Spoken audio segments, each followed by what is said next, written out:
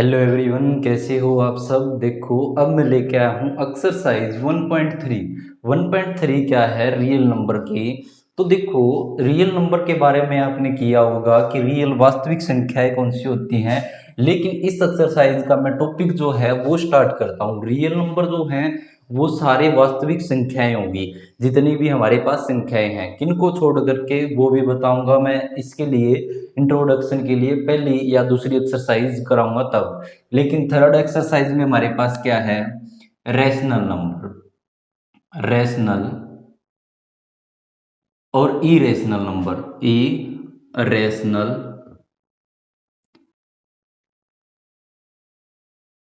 Number. तो ये number कौन से होते हैं, ये मुद्दा हमारे पास, ये टॉपिक है कि रैशनल क्या होते हैं, इरेशनल क्या होते हैं।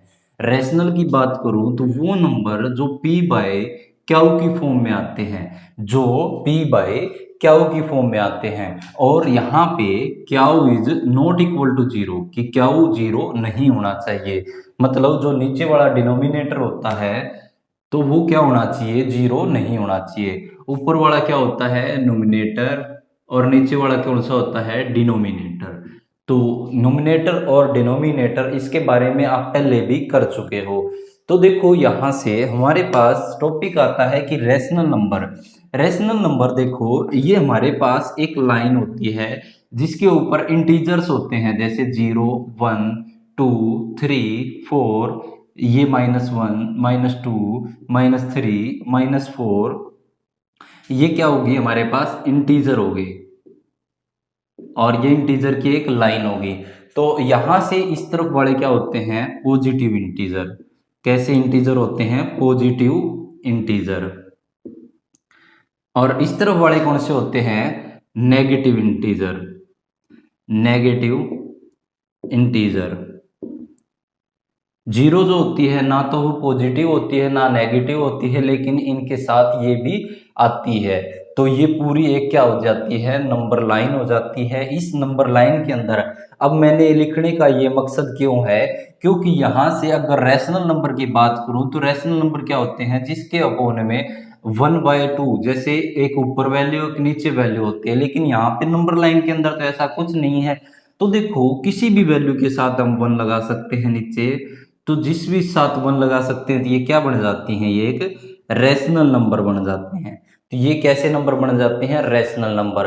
तो मतलब कहने का मतलब ये है कि कोई भी जितने भी टाइप के नंबर होते हैं सभी रैशनल होते हैं। मतलब जैसे ये वाले नंबर हम नेचुरल नंबर बोलते थे, नेचुरल नंबर। 1 से बड़े जो नंबर होते हैं, 1, 2, 3, 4, 5, 6, 7, ये सारे नंबर क्या होते हैं, नेचुरल नंबर होते हैं। तो नेचुरल नंबर भी क्या है हमारे पास, रैशनल नंबर होते हैं। और ये जो नेगेटिव इंटीजर है, जो वूल नंबर में आते हैं, जिससे जीरो से स्टार्ट होते हैं, मतलब हमारे पास जिसके नीचे भी 1 लगा सकते हैं वो रैशनल हो जाते हैं। तो मतलब सभी नंबर रैशनल होते हैं। लेकिन इरेशनल कौन से होते हैं, मैं उनसे वाकिफ कर देता हूं। उनसे बचे हुए बाकी सारे नंबर रैशनल होते हैं। ऐसे नंबर, इरेशनल वे नंबर होते हैं जिसके अंदर रूट के अंदर प्राइम नंबर आ जाता है, प्राइम प्राइम नंबर आ जाता है, प्राइम नंबर। रूट के अंदर क्या आ जाता है, प्राइम नंबर। पहले मैं एक बार आपको बता देता हूं कि प्राइम नंबर कौन से होते हैं, प्राइम नंबर। और दूसरा ही कंपोजिट नंबर, कंपोजिट नंबर। तो प्राइम नंबर वे नंबर होते हैं या तो वो खुद से डिवाइड होते हैं या फिर 1 से डिवाइड होते हैं। जैसे 2, 3, 5, 7, 11, उसके बाद 13, 17, डैश डैश, ऐसे नंबर चलते रहते हैं जो खुद से और 1 से ही डिवाइड होते हैं। कंपोजिट इनके उल्टे होते हैं। कंपोजिट नाम से ही पता चल रहा है, प्राइम होते हैं कि अभाज्य संख्या जो किसी से भाग नहीं होती। कंपोजिट जो होते हैं भाज्य संख्या, भाज्य संख्या नाम से ही पता चल रहा है जो भाग होती हो। जैसे अब यहाँ पे 4 किससे भाग हो रहा है, 2 से भी, 4 से भी और 1 से भी।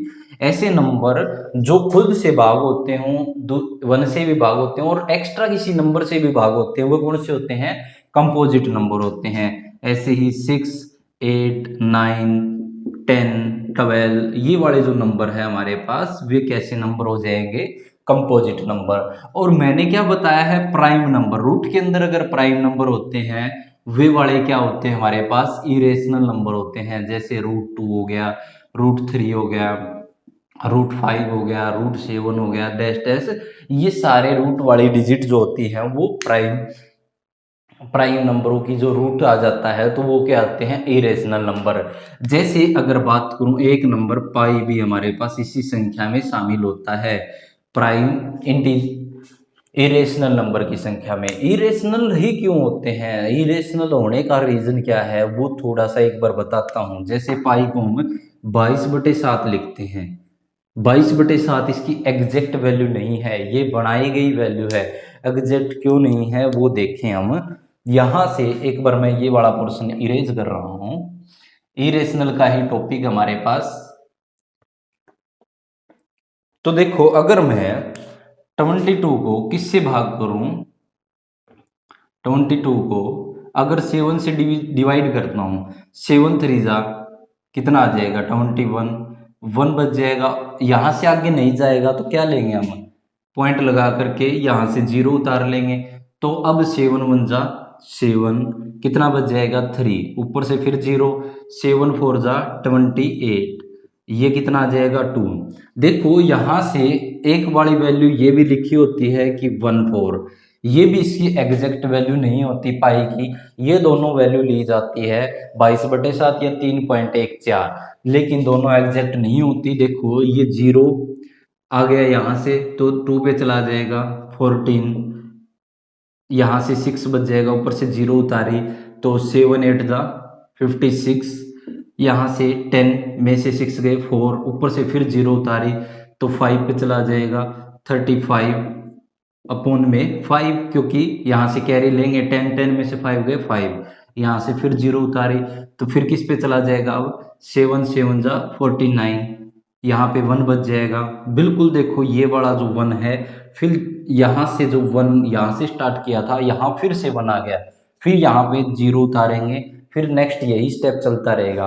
मतलब इसके बाद जो वैल्यू है वो रिपीटेड चलती रहेगी, 1 4 2 8 5 7, फिर 1 4 2 8 5 7, तो ये वाली वैल्यू ये एक्स्ट्रा आगे चलती जाएगी।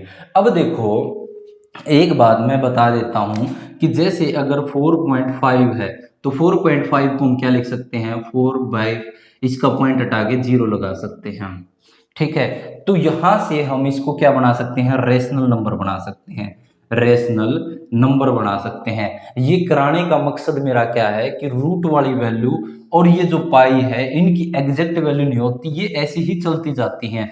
तो इनके अंदर कहाँ हम रूट लगाएं, मतलब इनके अंदर कहाँ नीचे जा करके हम पॉइंट लगा करके, और यहाँ पे कहाँ लगा सकते हैं, हम कहीं नहीं लगा सकते क्योंकि यहाँ तो चलती रहेगी हमारे पास।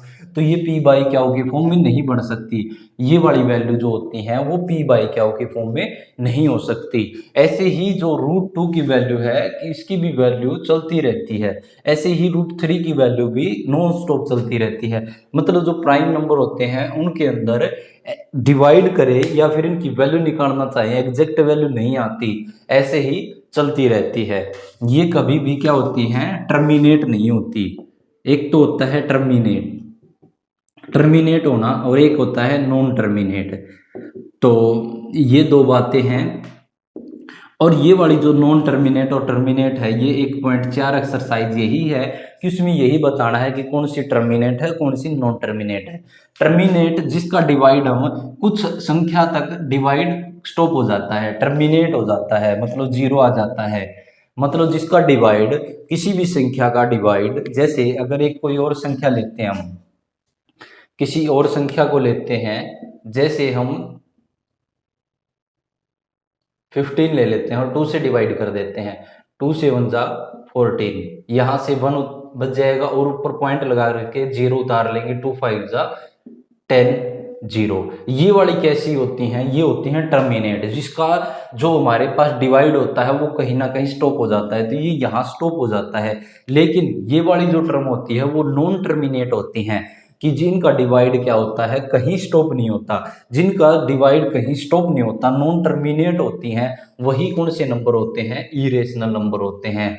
अब हमें पता चला कि इरेशनल नंबर कैसे होते हैं, जिनका टर्मिनेट पॉइंट नहीं होता, नॉन टर्मिनेट होती हैं, मतलब इनका डिवाइड कहीं नहीं रुकता। जिनका डिवाइड रुक जाता वो तो होती है टर्मिनेट, और उनका हम वैल्यू निकाल सकते हैं, उसको पी बाई क्यू की फॉर्म में भी लिख सकते हैं। ये वाली वैल्यू आ गई, इसका पॉइंट हटाएंगे तो नीचे 10 लग जाएगा, तो ये पी बाई क्यू की फॉर्म में आ गई, तो ये रैशनल होगी, और इनको हम इस फॉर्म में नहीं लिख सकते। ये था इसका इंट्रोडक्शन। अब स्टार्ट करते हैं हम क्वेश्चन से कि √2, √3, √5, √7 इरेशनल हम प्रूव करेंगे। अब इनको इरेशनल है, ये बातें हम प्रूव करेंगे। ये बातें आपको दिख रही है कि ये नंबर कैसे हैं, इरेशनल है, लेकिन हमें ऐसे बताने से कुछ नहीं, हमें इसको प्रूव करना होगा इरेशनल ये कैसे हैं।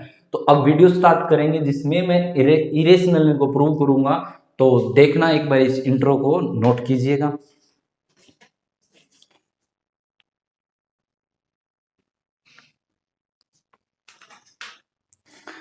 अब देखिए क्वेश्चन नंबर फर्स्ट क्या कह रहा है। क्वेश्चन नंबर फर्स्ट हमारे पास इस एक्सरसाइज का है, वो क्या कह रहा है। देखो पहली बात तो ये बता देता हूं कि √5 हमें सोल्व करना है कि इरेशनल है। दूसरी बात ये बता देता हूं कि जैसे √2 दे रखा है, √3 दे रखा है, या √7 दे रखा है, इन सब का सॉल्यूशन क्या है, बिल्कुल सेम ऐसे एग्जैक्ट ऐसा ही रहेगा। तो मतलब इसमें दो प्रकार के क्वेश्चन होंगे। एक तो क्वेश्चन होगा जिसके अंदर रूट के अंदर √2, √3, √5, √7 ये दे रखा होगा, एक तो सॉल्यूशन इनका निकलेगा। दूसरा सॉल्यूशन क्या होगा कि ऐसा होगा कि 3 प्लस में √2 अकेला हो, या 3 प्लस में 2√2 हो, या 7 इंटू में √2 हो, मतलब ऐसी वैल्यू होगी। दूसरा सॉल्यूशन इस प्रकार का निकलेगा कि मतलब जो हमारे पास वैल्यू √2 है इसके साथ कुछ ऐड हो, या इसके साथ मल्टीप्लाई और फिर ऐड भी हो, और या फिर इसके साथ अकेला मल्टीप्लाई भी हो। इन वैल्यू का सॉल्यूशन जो होता है, और एक अपोन में दे रखी हो, जैसे 1/√2 अपोन में दे रखा है, इनका सॉल्यूशन एक अलग होता है। तो देखो एक तो ये वाला सॉल्यूशन होगा, इन सब का तो एक जैसा बिल्कुल एग्जैक्ट सॉल्यूशन होगा, और एक इस जैसा होगा। तो टाइप 2 ये दो प्रकार के होंगे हमारे पास। एक तो क्वेश्चन इस प्रकार का होगा, एक इस प्रकार का होगा। या तो देखो इसी वीडियो में इसको करा देंगे, या फिर नेक्स्ट वीडियो में हम इस दूसरे टाइप के क्वेश्चन को लेके चलेंगे। तो देखते हैं हम क्वेश्चन नंबर फर्स्ट को सोल्व करते हैं। क्वेश्चन नंबर फर्स्ट को सोल्व करें, उसी से हम √2, √3, √7 की वैल्यू भी ऐसी एग्जैक्ट आप निकाल के देख लेना, और दूसरे टाइप में हम ये वाले क्वेश्चन जरूर करेंगे। तो स्टार्ट करते हैं। तो देखो क्या बोल रहे हैं कि √5 इज ए इरेशनल नंबर। बात तो सही है, इरेशनल ही है, लेकिन हमें इरेशनल प्रूव करना है। कैसे प्रूव करें, 9th क्लास में भी आपने देखा होगा कि इरेशनल प्रूव कैसे करते थे, लेकिन ना देखा हो तो अब देखें हम कैसे प्रूव करेंगे। तो देखो लेट हम मान लेते हैं कि √5 इज ए रैशनल नंबर। हमने क्या मान लिया कि √5 इज ए रैशनल नंबर। ये एक रैशनल नंबर है, इरेशनल ना होकर के रैशनल नंबर मान लेते हैं। तो हमने क्या मान लिया, इसका उल्टा मान लिया। ये इरेशनल बोल रहे थे हमने, तो रैशनल मान लिया। अब कैसे प्रूव करेंगे, तो लेट हम क्या मान लेते हैं, हमें हमारे पास मान लेते हैं a एंड b, ये दो नंबर मान लेते हैं। a and b are two integer, two positive integer, दो पॉजिटिव इंटीजर मान लेते हैं। तो सच दैट हम लिख सकते हैं, सच दैट होता है कि हम क्या लिख सकते हैं, इसको मान करके हम क्या लिख सकते हैं, ए और बी दो नंबर मान लेते हैं। कैसे नंबर, पॉजिटिव इंटीजर। इंटीजर मतलब देखो लाइन बताया था, इसके अंदर 1, 2, 3, 4 ये वाले जो हैं लाइन से 0 से इस तरफ वाले, ये होते हैं कैसे इंटीजर, पॉजिटिव। और क्या होते हैं ये इंटीजर। नंबर लाइन किसकी होती है, इंटीजर्स की। तो यहां पे सच दैट हम क्या लिख सकते हैं कि √5 इज इक्वल टू में a/b। हमने ये लिख दिया कि √5 किसके बराबर है, a/b के बराबर है। सभी के अंदर बिल्कुल सेम, √5 की जगह √2, √3, √7 बस ये चेंज होता रहेगा, बाकी सभी की सभी बातें जो मैं लिखाऊंगा वो सेम रहेंगी। ये हमने मान लिया। तो हम क्या कह सकते हैं, इसके बाद हम ये बात कह दें, अगर √a और b जो है वो कैसे नंबर है, वेयर यहां जो where a and b are prime number, are 2 लिख सकते हैं, या तो देखो 2 प्राइम नंबर, या तो ये बात लिख दें, या फिर देखो आपने जहां भी बुक देखी होगी 2 की जगह क्या लिख रखा होगा, को प्राइम नंबर। को प्राइम नंबर, को प्राइम मतलब को लगता है इन दोनों के लिए, ए और बी दोनों के लिए, या फिर को प्राइम लिख दो, या फिर 2 प्राइम नंबर, कि ए और बी कैसे नंबर है, को प्राइम नंबर है, प्राइम नंबर है, बात सेम है। प्राइम नंबर के बारे में भी आपको बताया था कि प्राइम नंबर कैसे होते हैं। प्राइम नंबर वे नंबर होते हैं जो किसी और संख्या से भाग नहीं होते, जैसे 2 हो गया, 3 हो गया, 5 हो गया, 7 हो गया, 11 हो गया। या तो ये खुद 1 से भाग होते हैं, या फिर खुद अपने आप से भाग होते हैं, मतलब ये किसी और नंबर से भाग नहीं होते, वे होते हैं प्राइम नंबर। तो हमने इनको क्या मान लिया, 2 प्राइम नंबर है। तो इनको 2 प्राइम नंबर मानना है, तो सच दैट ये वाली लाइन जो है वो इसके पीछे यहां लिख सकते थे, लेकिन हम उस साइड वाले हिस्से का यूज करेंगे, इसलिए मैं यहां लिख रहा हूं। पहली लाइन हमने ये मानी है, दूसरी लाइन हमने ये किया है, तीसरा फिर ये किया है, और चौथी लाइन ये चल रही है। Such that HCF of A and B, A और बी का जो HCF है वो कितना है, इज 1, कि मतलब इनका हाईएस्ट कॉमन फैक्टर जो है, मतलब इनका जो HCF है, मतलब ये किसी और नंबर से भाग नहीं होते, इनका HCF 1 है, मतलब ये बस 1 से भाग हो सकते हैं। ए और बी 2 नंबर हैं, वो किससे भाग हो सकते हैं, एक से भाग हो सकते, किसी और नंबर से भाग नहीं होंगे। ये बात हमने मान ली है, यहां तक हम मान के चल रहे हैं। अब बिल्कुल यही स्टेटमेंट को हम उठा के दोबारा लेके चलते हैं। अब देखो ये वाली स्टेटमेंट हमारे पास, अगर हम कर दें स्क्वेयरिंग बोथ साइड, स्क्वेयरिंग का मतलब इसको इक्वेशन यहां पे 1 दे दे, या फिर यहां 1 लिख दें, इसको हमने क्या लिख दिया, इक्वेशन 1 लिख दिया। स्क्वेयरिंग बोथ साइड, दोनों तरफ वर्ग करने पर, तो √5 का भी वर्ग हो जाएगा और a/b का भी वर्ग हो जाएगा। √5 का वर्ग करेंगे तो इससे स्क्वायर रूट ये हट जाएगा, तो 5 = में a² बटे में b², ये आ जाएगा। अब नेक्स्ट स्टेप में हम क्या करेंगे, एक बार यहां तक देखें, नीचे जगह बची हुई है तो यही करा देते हैं। नेक्स्ट स्टेप में क्या करना है, ये b² तो यहां आ जाए और ये 5 यहां चला जाए, तो b² = में a² बटे में 5, इसको ऐसे लिख दिया। क्या आप यहां तक सहमत हैं, यहां तक सहमत हैं। हमने क्या किया है, ए और बी, एक पहले तो मान लिया √5 इज ए रैशनल नंबर, ये रैशनल प्रूव करना था, इरेशनल हमने मान लिया। ए और बी कैसे नंबर है, पॉजिटिव इंटीजर है, और ए और बी ऐसे नंबर हैं जो 2 प्राइम नंबर लिख दें, या फिर को प्राइम, या तो प्राइम नंबर लिख दें यहां पे, या फिर इन 2 और इसकी जगह क्या लिख दें, को प्राइम। ये बात हाईलाइट कर देता हूं मैं, या फिर ये लिख दे, या फिर को प्राइम लिख दे, दोनों बातें सेम है। को का मतलब इसके लिए लिया है, ए और बी 2 नंबरों के लिए। उसके बाद सच दैट, इसके लिए हम क्या कह सकते हैं, ए और बी का जो HCF है, मतलब हाईएस्ट कॉमन फैक्टर, इनके अंदर जो कॉमन वैल्यू है वो 1 है, मतलब ये किसी और नंबर से भाग नहीं होते, तो HCF भी क्या होगा, 1 होगा। उसके बाद स्क्वेयरिंग किया है, ये आ गया। अब यहां तक आपको समझ में आ गया होगा, ना आया हो तो एक बार दोबारा रिपीट कर देंगे लास्ट में।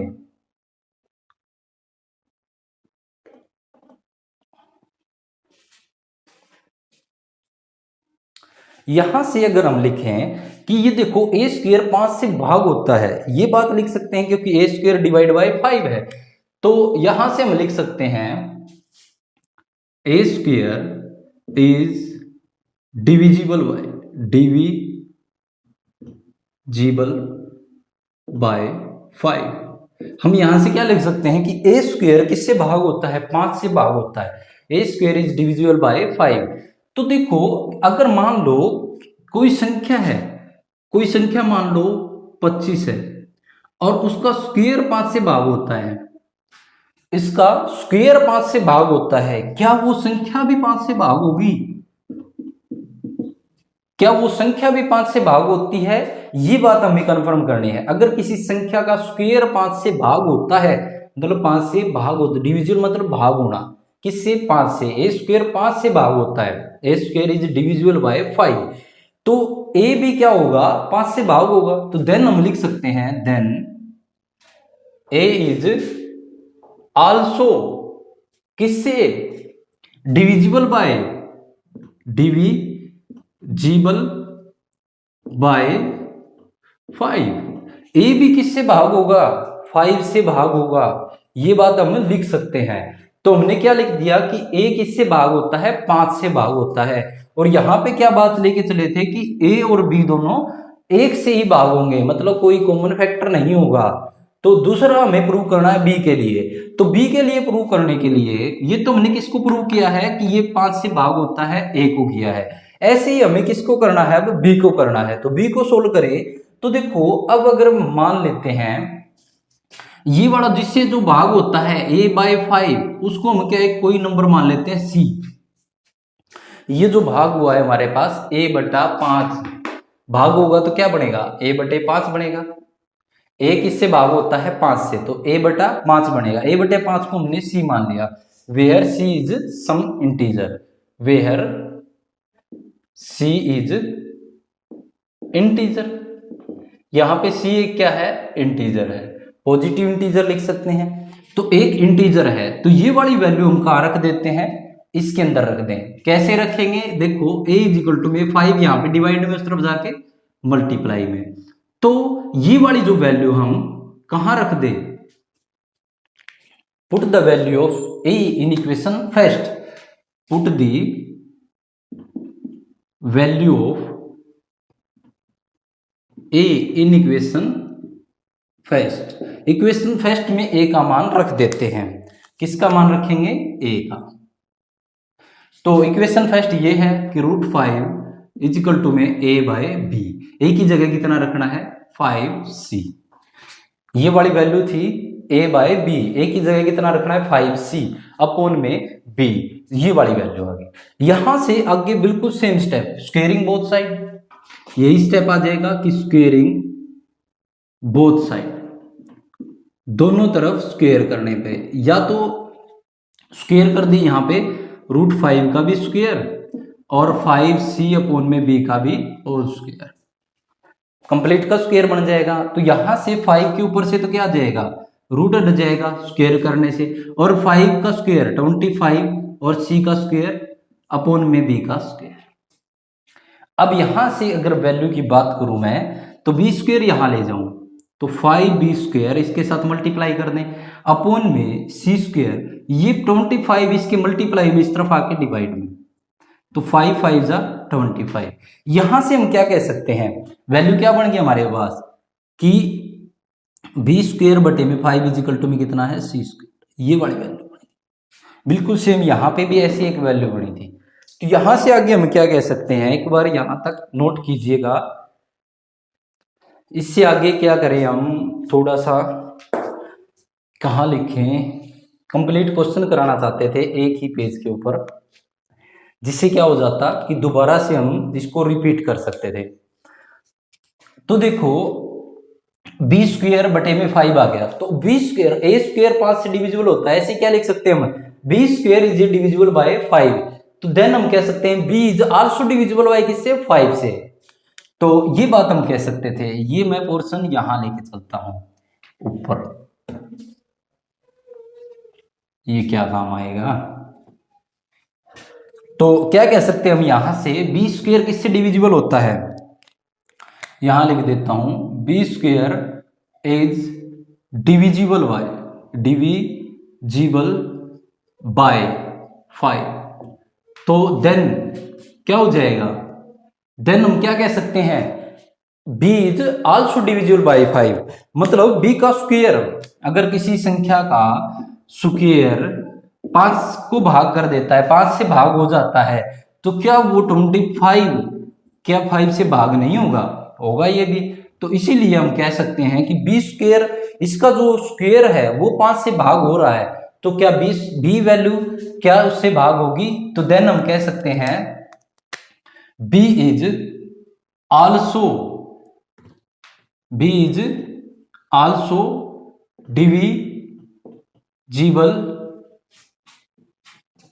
Divisible by 5। बी भी क्या होगा 5 से डिविजिबल होगा। इसके बाद यहां स्टेप चला रहे हैं हम ये वाला। तो यहां तक पहले एक बार यहां तक नोट कीजिएगा।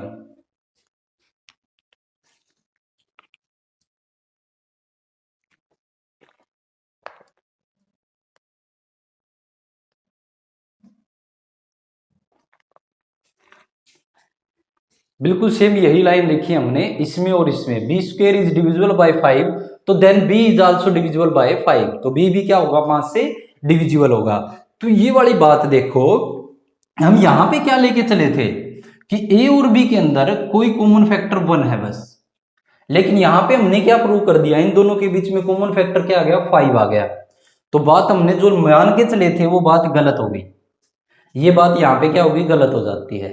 तो ये बात अगर गलत हो जाती है तो हम क्या लिख सकते हैं, ए और बी है वो,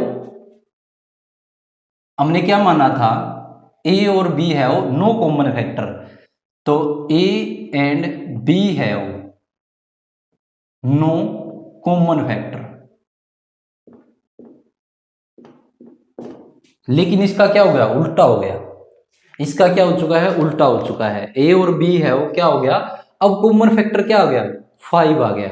इसको ये भी 5 से डिविजिबल है, देखो यहाँ पे ए भी क्या है 5 से भाग होता है, और बी भी हमने क्या प्रूव कर दिया बी भी 5 से भाग होता है। और लेकिन हमने क्या बताया था कि ए और बी दोनों क्या है 1 से ही भाग होते हैं, और लेकिन प्रूव क्या हो गया ए और बी है वो नो कॉमन फैक्टर, बट ए और बी है वो 5 इज कॉमन फैक्टर, तो 5 एक कॉमन। अब देखो इसको थोड़ा सा इरेज करके मैं 2 बातें लिख रहा हूं, ये 2 बात इरेज कर रहा हूं मैं, और नेक्स्ट बस पूरा का पूरा क्वेश्चन इसी बेस पे है। आगे वाली लाइनें बिल्कुल एग्जैक्ट याद होनी चाहिए। ए और बी है वो नो कॉमन फैक्टर, हमने क्या किया था कि ए और बी का कोई भी कॉमन फैक्टर नहीं है, बट क्या हो गया हमारे पास ए एंड बी है वो 5 कॉमन फैक्टर। यहां से क्या हो गया क्या प्रूव हो गया कि 5 इन दोनों का कॉमन फैक्टर है। 5 से क्यों, ये भी 5 से डिविजिबल है और ये भी 5 से डिविजिबल है, दोनों के दोनों संख्या हमने 5 से भाग करती हुई दिखा दी, तो दोनों के दोनों क्या होगी ए और बी है वो 5 कॉमन फैक्टर, इन दोनों का 5 कॉमन फैक्टर हो गया। तो ये बात हम जो ए और बी को लेके चले थे को प्राइम नंबर, तो ये बात क्या होगी फॉल्स होगी, झूठी होगी। किसके कारण झूठी हुई है ये बात, झूठी किसके कारण हुई कि ए और बी जो है वो प्राइम नंबर लेके चले थे, ये झूठी कब पड़ी जब हमारे पास इस √5 को इसके बराबर मान के चले थे, तो ये बात झूठी पड़ी कि √5 एक रेशनल लेके चले थे, वो किसके कारण। यहां से नेक्स्ट स्टेप ये वाला स्टेप लास्ट स्टेप देखो क्या होगा, दिस कंट्राडिक्शन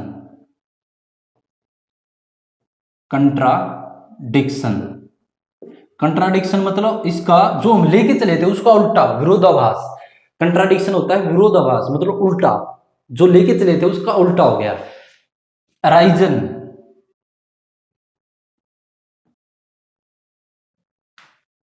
इसका कंट्राडिक्शन टेक अराइजन कब आया, बिकॉज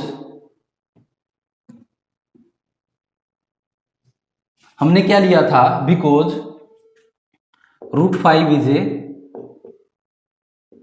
अराइजन वेहन टेकन, जब हमने लेके चले थे because √5 is a rational number, rational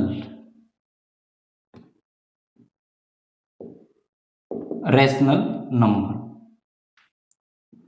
ये वाला जो कंट्राडिक्शन है वो कब आया जब हम क्या लेके चले थे कि √5 इज ए रेशनल नंबर। ये वाला जो कंट्राडिक्शन है दिस कंट्राडिक्शन अराइजन बिकॉज कब आया जब √5 इज ए रेशनल नंबर ये लेके चले थे, तो ये वाला बात कंट्राडिक्शन आ गई किसके कारण कि √5 जब रेशनल नंबर लेके चले थे तो ए और बी कैसे नंबर आ गए, इनका एक कॉमन फैक्टर आ गया। तो दिस इज बिकॉज या फिर हैंस या देन, हैंस हम कह सकते हैं √5 is a irrational number, rational number. तो हम ये कह सकते हैं कि √5 कैसा नंबर है, एक इरेशनल नंबर है। तो ये वाली जो 4 लाइनें हैं ये थोड़ा सा कंफ्यूज कर सकते हैं, बाकी क्वेश्चन में कुछ नहीं था। तो एक बार इसको नोट कीजिएगा और बिल्कुल इजीली आप समझो इसको कि क्या कह रहे थे कि √5 को हमने क्या लेके चलना था, इरेशनल प्रूव करना था। हमने क्या लेके चले, √5 इज ए रेशनल नंबर लेके चले थे, और फिर ए और बी कैसे नंबर माने थे, प्राइम नंबर, और प्राइम नंबर का कोई भी कॉमन फैक्टर नहीं होता। उसके बाद ये वाली संख्या ली, स्क्वेयरिंग बोथ साइड किया, तो यहां तक सोल्व करने के बाद ये वाली वैल्यू होगी a² बटे में 5। तो हम कह सकते हैं कि a² इज डिविजिबल बाय 5, तो a² डिविजिबल बाय 5 है तो a भी क्या होगा, 5 से डिविजिबल होगा, और a भी 5 से डिविजिबल होगा। तो ये वाली a/5 है उसको c के बराबर मान लिया, a बटे में 5 जो आएगा उसको c के बराबर मान लिया, तो a इक्वल टू में 5c। ये वाली वैल्यू इक्वेशन 1 में रख दी हमने। ये रखने के बाद दोनों तरफ स्क्वायर किया, फिर वही b² बटे में 5 आ गया। इसका मतलब क्या कह सकते हैं हम, b² भी डिविजिबल बाय 5, तो then b is also divisible by 5। उसके बाद a और b क्या है, हैव नो कॉमन फैक्टर। हम ये बात लेके चले थे कि a और b के अंदर कोई भी कॉमन फैक्टर नहीं है, बट परंतु a और b have 5 common factor. a और b के बीच 5 एक ऐसा है जो कॉमन फैक्टर है, जो दोनों के अंदर है। यही प्रूव किया हमने दोनों बातों से। तो दिस इज कंट्राडिक्शन, ये बात क्या होगी, कंट्राडिक्शन। अराइजन कब आया है ये कंट्राडिक्शन, कंट्राडिक्शन मतलब विरोधाभास कब आया, बिकॉज जब हम लेके चले थे √5 इज ए रैशनल नंबर, तो √5 रैशनल नंबर लेके चले थे, उस टाइम पे कंट्राडिक्शन आया है, तो इसीलिए हम कह सकते हैं hence √5 is a irrational number. √5 एक इरेशनल नंबर ही है।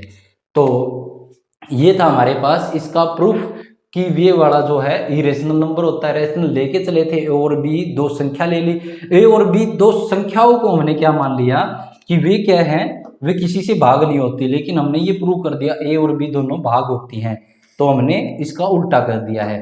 तो नेक्स्ट वीडियो में हम लेके चलेंगे इसका टाइप नंबर 2। तो ये वाला था हमारे पास टाइप 1। अगर कोई दिक्कत आ रही है या फिर आपको नहीं लग रहा है कि ये क्वेश्चन नहीं समझ में आया, तो एक बार कमेंट कीजिएगा, दोबारा एक क्वेश्चन और कराऊंगा। धन्यवाद।